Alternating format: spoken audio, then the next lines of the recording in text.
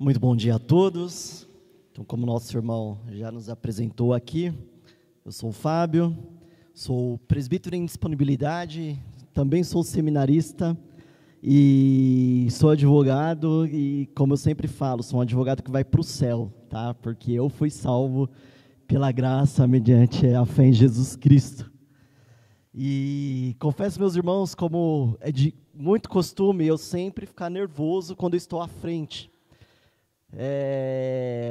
Cuido lá do trabalho do Veredas, todos os domingos nós pregamos lá na congregação e todos os domingos eu tremo na base, porque eu sei que a responsabilidade de estar aqui trazendo a palavra de Deus é muito grande e estou servindo a obra do nosso Senhor, então isso é feito com muita seriedade e isso é com muito temor e tremor.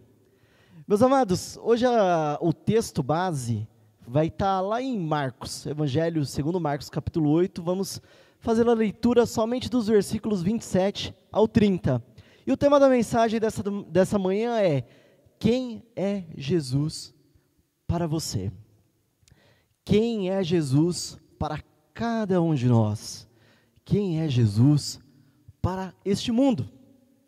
Vamos acompanhar a leitura? Marcos 8, 27 a 30, eu vou ler na tradução da Nova Versão Internacional. Aqueles que não tiverem essa tradução podem acompanhar da tradução de vocês. Diz assim: Jesus e os seus discípulos dirigiram-se para os povoados nas proximidades de Cesareia de Filipe. No caminho ele lhes perguntou: quem o povo diz que eu sou? Eles responderam: alguns dizem que é João Batista, outros Elias, e ainda outros, um dos profetas. E vocês? Perguntou ele. Quem vocês dizem que eu sou? Pedro respondeu: tu és o Cristo. Jesus o advertiu que não falassem a ninguém a seu respeito.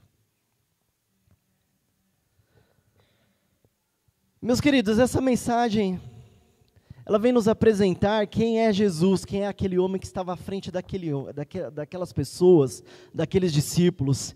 E o que eu gosto muito de afirmar é que Jesus não foi um simples homem. Jesus não foi um simples ser humano que passou aqui na terra, como muitos acreditam, como muitos andam dizendo por aí. Mas Jesus era o próprio Deus, como ele ainda é o próprio Deus. Certamente, geram-se muitas dúvidas acerca da divindade do nosso Senhor Jesus Cristo. Se hoje, nos dias de hoje, as pessoas têm dúvidas ainda de quem Ele é, de quem realmente é aquele homem que esteve aqui na terra durante 30 e poucos anos, imagina naquela época em que as pessoas ainda nunca haviam ouvido falar dele. Sim, existia aí a espera do Messias, existia aí a espera da chegada do ungido, aquele que libertaria o povo de Deus, mas eles ainda não sabiam quem era aquele homem, então tinha muita curiosidade. Mesmo depois de Jesus Cristo ter vindo ao mundo, se apresentado, depois de ter ido assunto aos céus, iniciaram-se aí as caminhadas dos primeiros cristãos, e vieram aquilo que nós chamamos aí de primeiras heresias. Haviam aí no começo dos séculos diferentes religiões e as crenças deles inclusive discutiam se eles tinham dúvidas acerca de quem era o próprio Jesus. Muitos diziam que era uma divindade separada de Deus. Muitos diziam que era um homem que foi revestido depois de um espírito de poder. E muitos ainda acreditavam que eram os próprios profetas que haviam voltado à vida e estavam caminhando ali pela terra. E o que eu quero apresentar para vocês essa manhã é quem é verdadeiramente Jesus Cristo. Quem é aquele que esteve aqui em meio à humanidade. O que estava passando ali, o período quando Jesus Cristo questionou os seus discípulos, o que estava acontecendo ali naquele momento. Cristo já havia, algum tempo atrás, alguns dias atrás, havia curado ali um cego em Betsaida. E ele estava caminhando para Jerusalém, estava caminhando justamente para aquela cidade em que ele iria ser morto e crucificado. E como eu falei, os judeus eles estavam à espera de um Messias. Os judeus, eles estavam aguardando, o escolhido de Deus queria libertar aquele povo das garras dos romanos.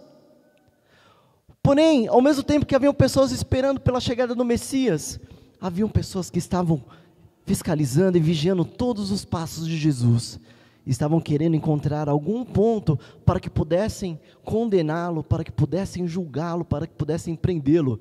E Cristo sabia do perigo que aqueles que estavam com ele estavam correndo, inclusive ele, ao ponto dele falar que, olha, não conte nada para ninguém a respeito de quem eu sou, não conte nada para ninguém sobre isso, porque ele estava caminhando para a missão dele, e ele sabia que se naquele momento alguém soubesse que ele estava se revelando como Cristo, que os discípulos já estavam ouvindo como Cristo, eles poderiam ser presos naquele momento, e Cristo não chegaria até Jerusalém. Por isso que ele sempre agiu ali, em alguns momentos ele agia com muita discrição. Mas ele sabia que ele estava caminhando para o lugar onde ele seria morto e crucificado. E aqueles que estavam ao lado dele, aqueles que estavam o acompanhando, já tinham visto a glória de Deus nele. Aquelas pessoas já sabiam quem era Jesus. E vocês sabem quem é Jesus?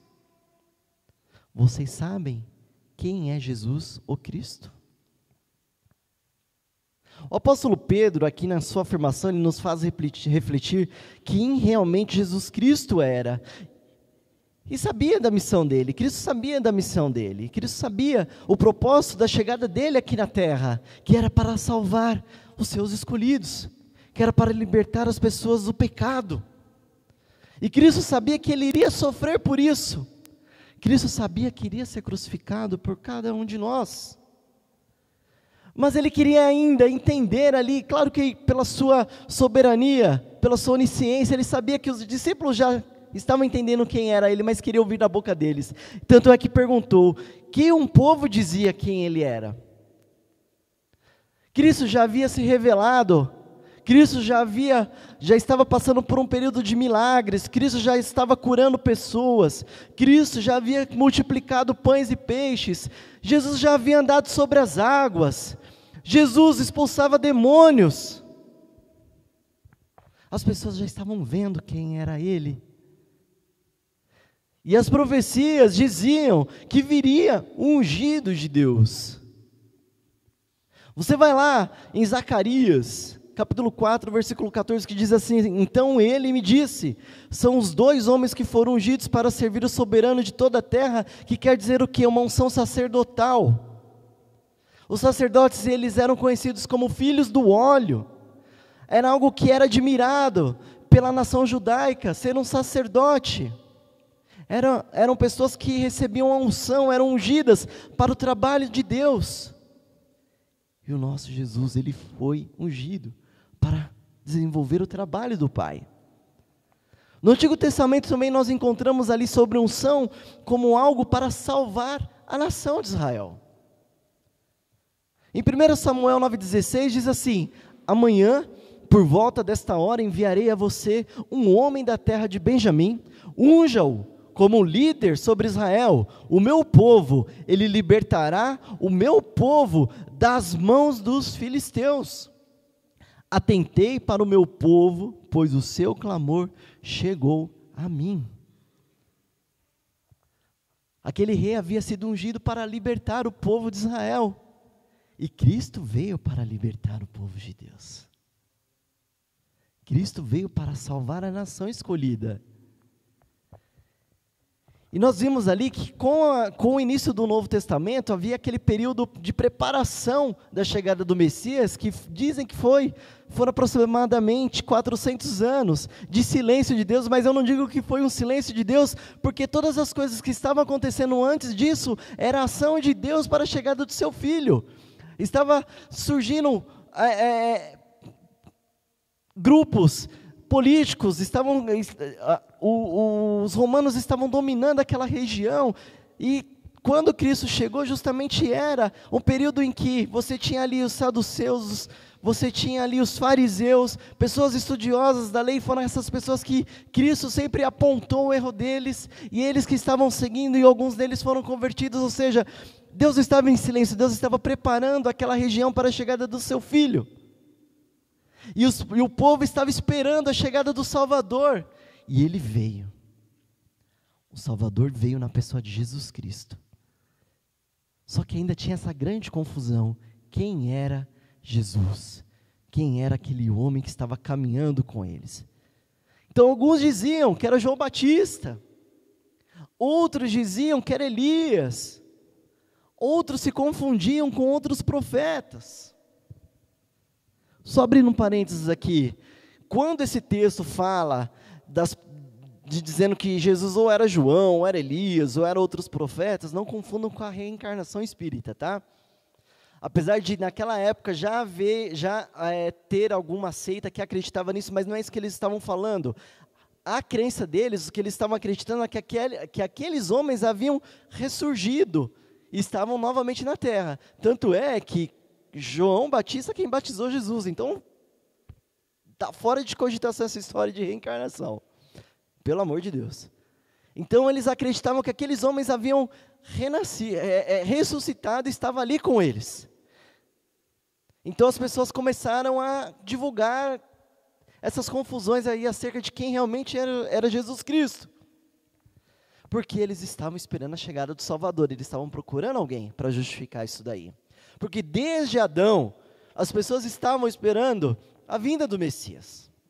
Desde que o homem caiu em pecado, Deus já havia prometido um Salvador, o Messias, o ungido, aquele rei que iria libertá-los, aquele rei que iria tirar neles o domínio de Roma, daqueles que perseguiam o povo de Deus, mas eles não estavam percebendo que aquele rei já estava na frente deles.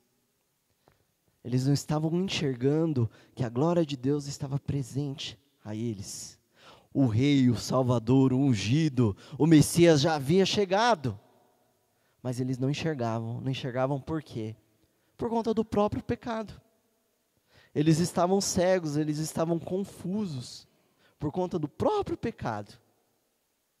Eles não estavam enxergando justamente porque era um povo caído. Como até hoje nós somos. Cada um de nós dependemos da graça de Jesus Cristo, do poder do Espírito Santo para que os nossos olhos se abram e possamos enxergar que Ele é o nosso Salvador. Só que Satanás, durante tanto tempo, ele gostou de atacar aquilo que nós chamamos de cristologia, gostou de causar confusão na cabeça das pessoas.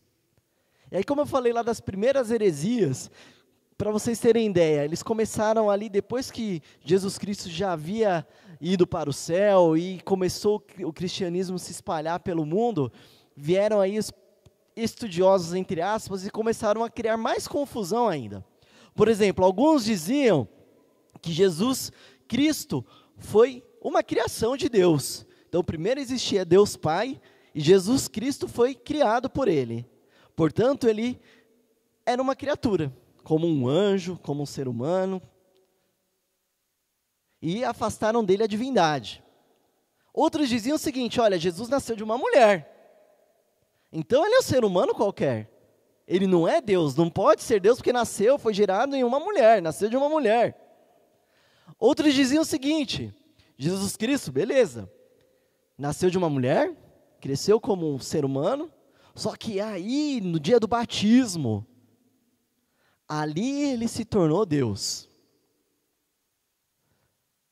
Só que no dia da crucificação, ele morreu porque na hora da crucificação, ele deixou de ser Deus. Aquele poder divino saiu dele, ele voltou a ser homem, por isso que ele morreu. E depois de 3 dias o poder voltou e aí ele ressuscitou. Outros diziam: olha, Jesus nem sofreu na crucificação, porque ele era divino, ele era um Deus, Deus não sofre. O que vocês estão vendo ali que ele deixou ver é uma ilusão, é um teatro. Veja só quantos absurdos que as pessoas vinham ensinando desde o começo acerca de Jesus Cristo. E hoje não é diferente disso. Hoje você ainda vê religiões, vê pessoas que confundem Jesus Cristo, pessoas que criam confusões na cabeça de muitas outras. Quem nunca aqui teve batendo na sua porta, tocando a campainha, pessoas em pleno domingo de manhã, na hora que você está se preparando para vir para a escola dominical, com uma Bíblia, com uma tradução esquisita embaixo do braço, e faz a primeira pergunta para você: quem é Deus para você? Porque na tradução deles vem lá, que dizendo que Jesus é um Deus. Não é o Deus. E aí eles criam essa confusão, e eles querem mostrar que Jesus era uma criação, que ele não é o próprio Deus. E se você não está preparado, eles são muito convincentes. Outras religiões, como por exemplo os muçulmanos, eles acreditam em Jesus Cristo, só que como um profeta. Então Jesus Cristo veio à Terra, só que ele veio como um profeta, um ser humano. Porém, o maior de todos os profetas, conforme eles dizem, é Maomé. Então Jesus ainda está abaixo do profeta deles. As religiões afro-brasileiras, eles também acreditam em Jesus. Só que eles acreditam em Jesus como uma ação do bem, como uma divindade do bem.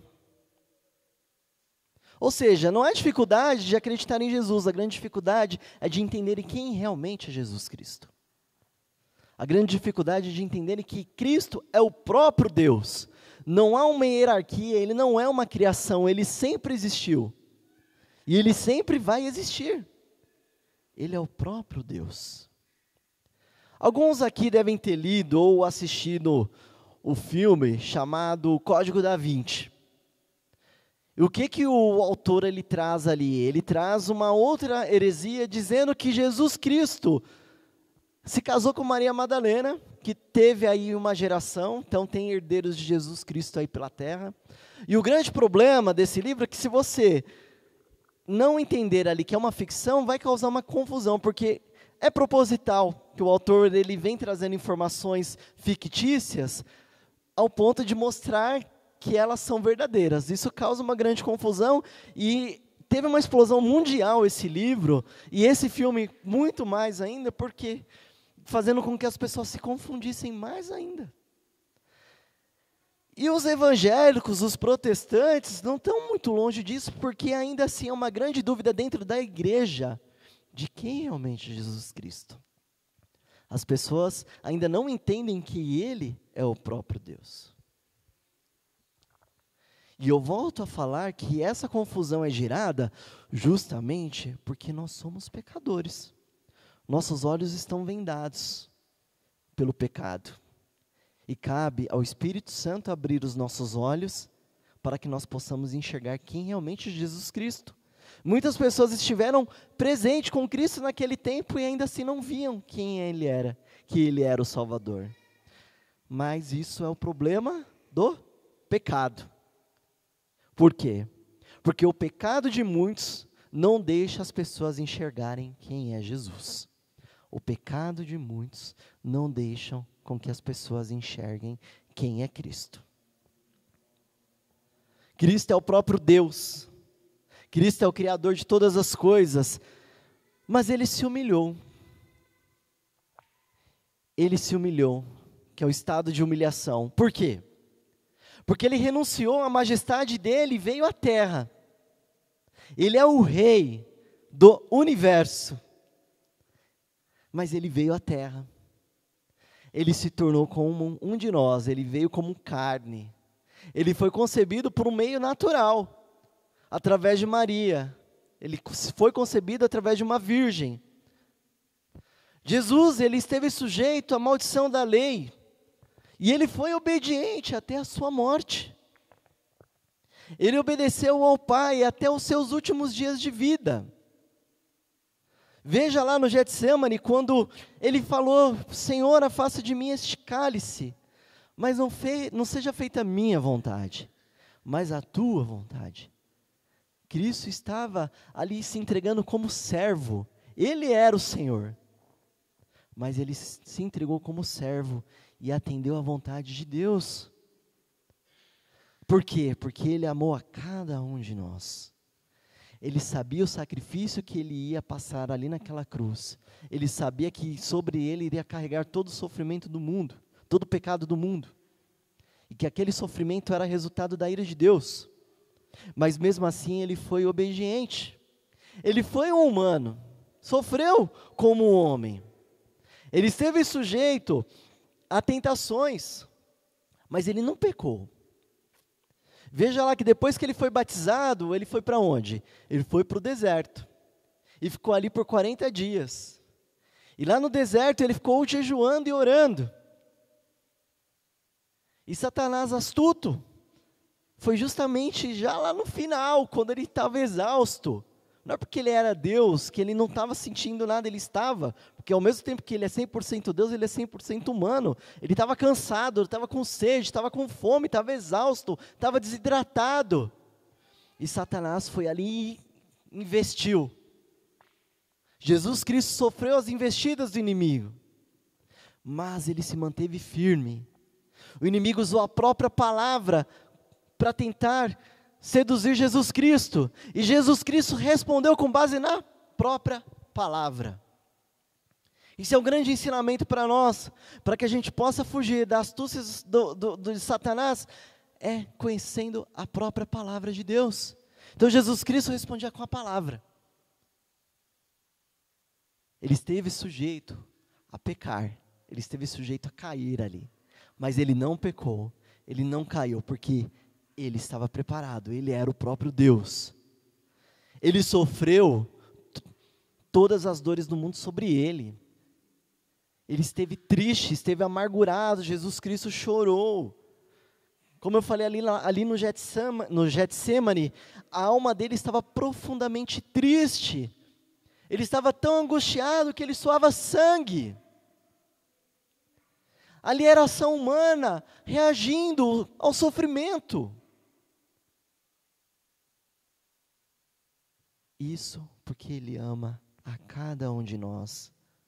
Como Senhor do universo, dono de toda a criação, dono de todas as coisas, Ele veio ao mundo e ocupou uma posição de servo. Jesus Cristo é puro, é santo, e viveu em meio ao mundo de pecados, viveu em meio ao mundo arruinado pelo pecado. Isso é se humilhar. Só de ser um ser humano já é uma humilhação.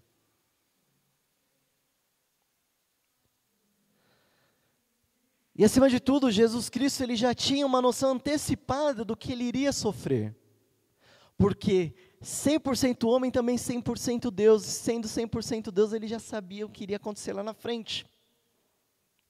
Veja, ele viveu a vida dele sabendo que ele estava destinado a uma morte de cruz.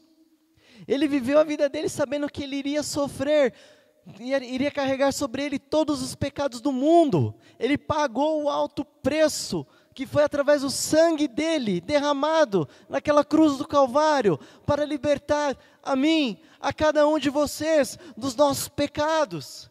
Embora a gente não mereça, esse foi o clímax da humilhação dele, aquela morte naquela cruz.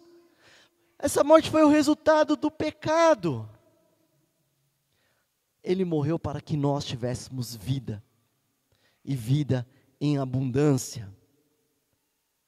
O salário do pecado é a morte. Veja que quando Adão e Eva desobedeceram a Deus, e comeram no fruto do conhecimento do bem e do mal, eles tiveram a consequência, que foi justamente a morte. Não morreram instantaneamente, mas eles passaram a ter um dia contado, os dias contados aqui na terra. Foram retirados do jardim e perderam o acesso à árvore da vida. Justamente porque ali você tinha todas as plantações, você tinha os bichinhos, só que ali você tinha a árvore do conhecimento do bem e do mal, e a árvore da vida, eles tinham acesso ao fruto da árvore da vida e podiam comer. Eles escolheram comer do outro fruto. e foram retirados lá daquele jardim para morrer. E ainda assim eu digo que essa ação de Deus de retirá-los do jardim não foi um castigo, mas foi uma ação de amor. Justamente porque, como naquele local tinha a árvore da vida, e eles estavam caídos no pecado, se eles tivessem acesso àquele fruto, eles poderiam viver eternamente em pecado. E Deus em amor os tirou de lá, para que eles pudessem ter um período em pecado. Para que a humanidade pudesse ter um período em pecado, e aqueles escolhidos fossem redimidos pelo sangue do Cordeiro. Não sei falar se Adão e Eva foram salvos, não sei, cabe a Deus saber. Mas o que eu falo é que Jesus Cristo veio para salvar a humanidade, veio para salvar os seus escolhidos, pelo pecado cometido lá atrás de Adão e Eva, que somos herdeiros desse pecado, e nós teremos um tempo aqui na terra, mas depois viveremos a eternidade ao lado do nosso Salvador. A gente percebe que nos dias de hoje o que as pessoas querem é viver uma vida sem nenhum sofrimento, torce para dar tudo certo, tem procurado igrejas que trazem promessas de cura, de dinheiro, libertação, amor, igrejas coaching. Se a teologia da prosperidade não está dando certo, então vem a teologia de que Deus quer que você fique bem, independente da tua situação. Você é a menina dos olhos de Jesus, então, olha, você vai ficar bem demais. Você está ali por cima. Só que, gente, o maior exemplo da nossa vida é Jesus Cristo. E Jesus Cristo não esteve por cima. Ele se humilhou. Ele foi rebaixado. Isso por amor a cada um de nós. Então, se o nosso exemplo é Jesus, por que eu quero ser exaltado? Jesus Cristo foi humilhado. Então cabe a nós seguir o exemplo dele. Claro que nós não temos autonomia nenhuma para salvar ninguém. Jesus Cristo é o único que pode isso. Mas ele deu o exemplo de ser humilde. Ele foi um exemplo de servidão. Estamos aqui para servir ao propósito do nosso Deus. Estamos aqui para ser servos. Então, meus amados, o primeiro ponto que eu trouxe aqui para vocês é que o pecado de muitos não deixam as pessoas enxergarem que é Jesus. Mas o segundo ponto, eu informo que por causa do pecado do mundo, Jesus, o próprio Deus, se humilhou e viveu uma vida de sofrimento em amor a cada um de nós. Por causa do pecado, Jesus se humilhou, viveu uma vida de sofrimento, mas porque Ele nos amou. Só que Ele foi exaltado. Depois de toda essa humilhação, Jesus Cristo foi exaltado. E aí eu volto a perguntar para vocês, quem é Jesus para vocês? Pedro respondeu, lá no versículo 29, quando perguntou, e vocês? Perguntou ele, quem vocês dizem que eu sou? Pedro respondeu, tu és o Cristo. O evangelista Mateus deixa mais clara essa resposta, tu és o Cristo, Filho de Deus, do Deus vivo. Ele reconheceu que estava na frente dele o próprio Criador, o próprio Senhor da vida deles, aquele que tem o controle sobre todas as coisas. E aí, meus amados, com base nessas explicações, com base naquilo que Pedro veio mostrando e com base na própria vida de Jesus Cristo, no próprio exemplo que ele foi dando para cada uma daquelas pessoas, Deus levantou homens para combater as heresias que eu falei lá no começo. Hoje os nossos credos, as nossas confissões de fé, justamente elas aparecem para combater essas heresias do começo dos séculos. Por exemplo, quando falaram que Jesus Cristo era uma criatura, Jesus Cristo foi criado. Só que aí combatem, olha, não pode ter sido criado porque Ele é o que redime pecados. Uma criatura não pode perdoar a outra, uma criatura não pode salvar a outra. Quem pode salvar a criatura é o Criador. E se Jesus Cristo é aquele que salvou, então Ele é o Criador. Mas nasceu de uma mulher. Isso é uma profecia, um cumprimento de uma profecia, que viria o Salvador através do nascimento de uma virgem.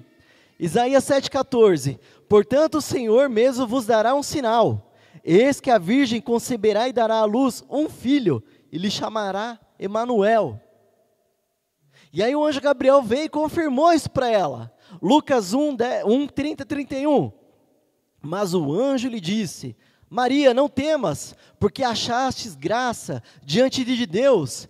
Eis que conceberás e darás à luz um filho, a quem chamarás pelo nome de Jesus. É uma confirmação, ele teria que nascer de uma mulher, ele teria que ter essa conexão com a humanidade. Ele teria que ser feito como cada um de nós. Ele não era um simples profeta, ele era o profeta. Aquele que fala através da boca dele aquilo que Deus quer para o povo. Seja para a exaltação do povo, seja para a humilhação do povo, seja para o juízo de Deus. Deuteronômio 18:15. O Senhor teu Deus te suscitará um profeta do meio de ti. De teus irmãos, semelhante a mim, a ele ouvirás. Ele é o Cordeiro do mundo, ele é o Cordeiro que tira o pecado do mundo. Antes, era feito o sacrifício do bichinho. Então o sacerdote, em um determinado período do ano, as pessoas reuniam-se lá no tabernáculo e o sacerdote impunha a mão sobre a cabeça daquele cordeiro e transferia o pecado daquela pessoa para o cordeiro e sacrificava aquele cordeiro.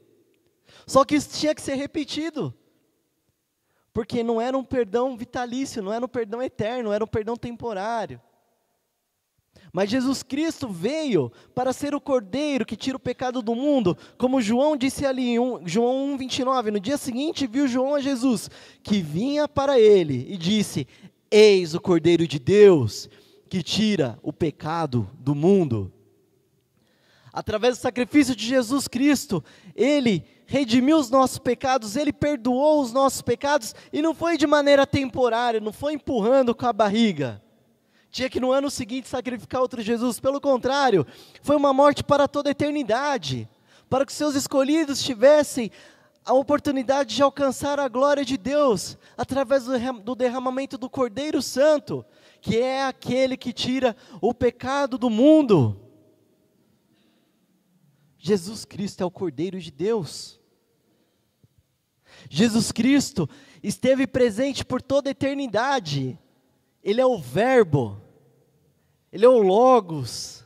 João 1:1-3, no princípio era o Verbo estava com Deus, e o Verbo era Deus, Ele estava no princípio com Deus, todas as coisas foram feitas por intermédio dEle, e sem Ele nada do que foi feito se fez. Então Ele não foi criado, Ele esteve lá por toda a eternidade. Ou seja, Ele é o próprio Deus. E é um Deus que veio a este mundo, nasceu como um homem, justamente para fazer uma conexão com a humanidade. E por meio dele, nós vimos a glória de Deus. Por meio do Verbo que se habitou aqui entre nós em carne, Ele esteve cheio da graça e da verdade, e através dele vimos a glória do unigênito do Pai. Por meio de Jesus Cristo nós vimos a glória de Deus. Por meio de Jesus Cristo nós alcançamos a glória do nosso Deus, porque Ele venceu a morte. João 11:25-26, disse-lhe Jesus: eu sou a ressurreição e a vida.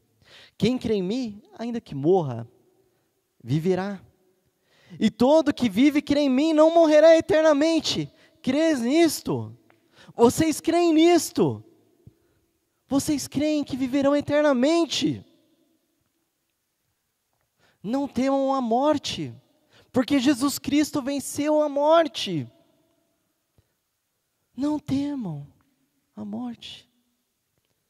Tivemos aí um período de pandemia e tenho certeza que muitos de vocês aqui perderam alguém muito próximo.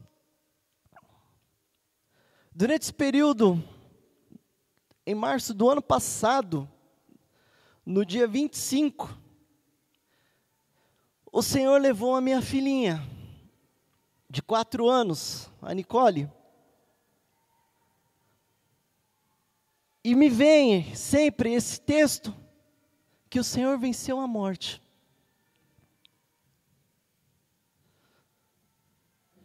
E um dia nós vamos também morrer. Cada um tem o seu tempo. Não sei qual que é o tempo de cada um. E aí a gente pôde perceber que talvez eu viva 100 anos, mas talvez eu viva 4. E quando os médicos chegaram em nós e falaram, olha, tudo aquilo que pudemos fazer por ela, não adianta mais, a medicina não tem mais o que fazer, e ela vai ficar aqui num cuidado paliativo para que ela não sofra. E queriam autorização nossa, e o que nós falamos foi, olha, Deus é tão soberano, e Ele tem consciência de todas as coisas, e tudo está na mão dEle. Se for da vontade dEle, ela vai ser curada, mas se não for da vontade dEle, ela vai ser levada.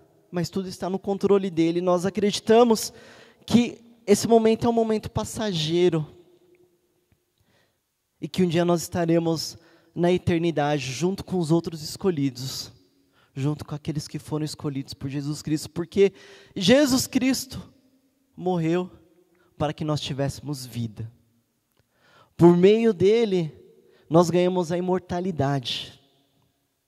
Por meio dele, nós poderemos viver eternamente, como está lá em 2 Timóteo 1,10, e manifestado agora pelo aparecimento de nosso Salvador Cristo Jesus, o qual não só destruiu a morte, como trouxe luz à vida e à imortalidade mediante o Evangelho.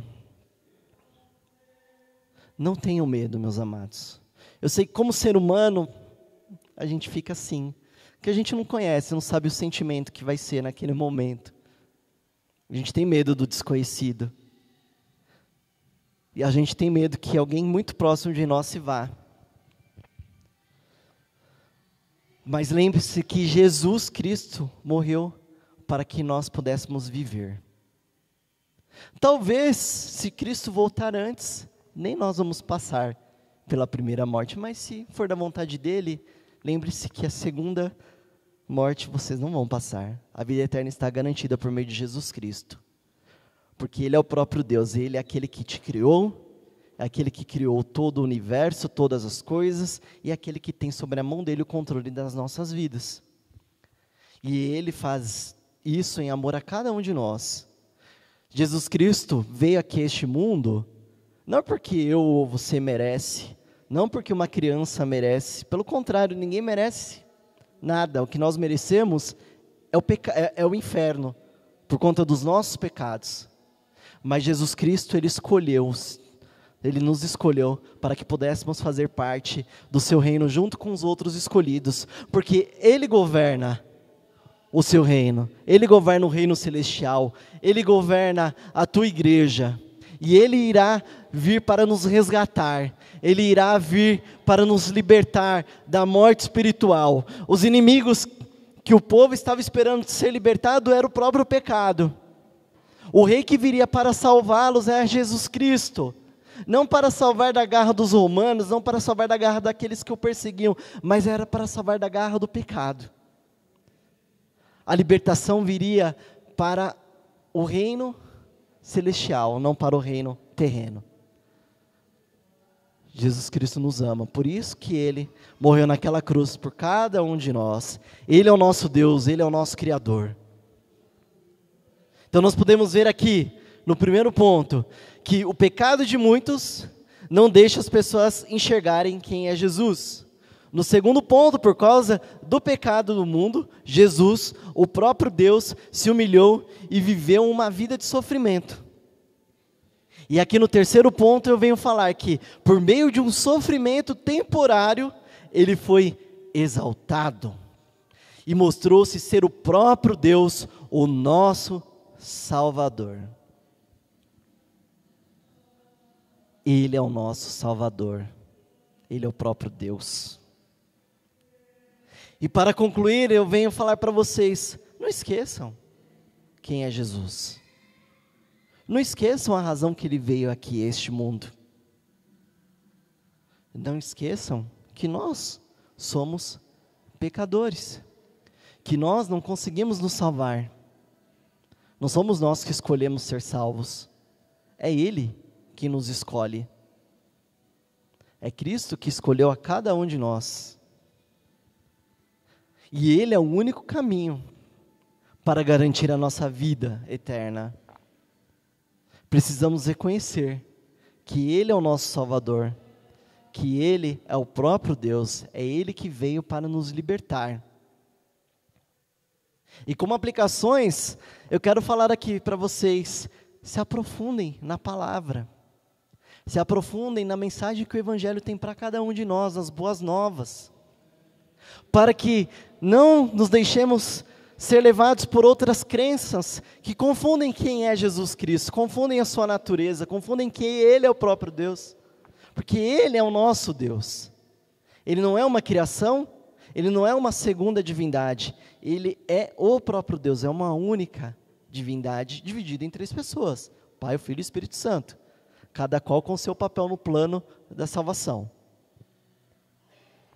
Mas Ele é o único caminho que nos liga ao nosso Deus.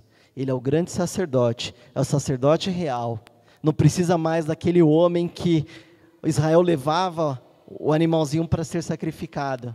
Que Jesus está acima daquele homem, está numa posição de honra como um rei, como um sacerdote, mas acima de tudo, Ele é o próprio Deus. Reflitam sobre isso. Quem é Jesus para vocês? Quem é Jesus para cada um de nós? Vamos orar? Senhor Deus, Pai querido, nesta manhã nós damos graças, Senhor, pela oportunidade de novamente podermos ouvir de Ti, por podermos trazer a Tua mensagem aos corações de cada um aqui, até mesmo ao meu, Senhor. Que possamos, ó Deus, reconhecer que Jesus Cristo é o Senhor, que Jesus Cristo é aquele que se sacrificou por cada um de nós. Se ainda há alguém aqui nesta manhã que não o conhece, ó Pai, que tem a oportunidade nesta manhã de o conhecer, de entregar a vida a Ele, ó Deus, pois Ele venceu a morte, para que cada um de nós tivéssemos vida e vida em abundância. Obrigado por tudo, e é em nome dEle que nós oramos. Amém.